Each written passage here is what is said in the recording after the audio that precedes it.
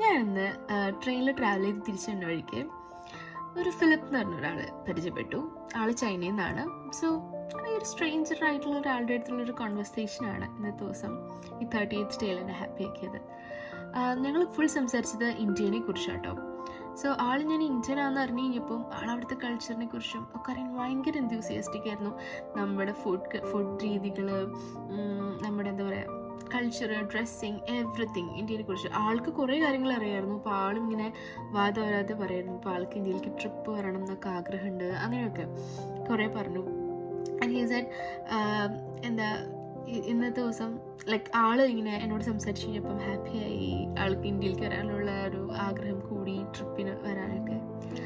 അങ്ങനെ ഒരു 10-15 മിനിറ്റാണ് ഞങ്ങൾ സംസാരിച്ചെങ്കിലും ഒരു നല്ല കോൺവെർസേഷൻ ആയിരുന്നു. And I feel so proud to be an Indian. ആദ്യമായിട്ടാണ് യോക്കിൽ നിന്നിട്ടാണ് എൻ്റെ അടുത്ത് ഇത്രയും ഇന്ത്യനെ കുറിച്ച് അതവരത് സംസാരിക്കുന്നത്.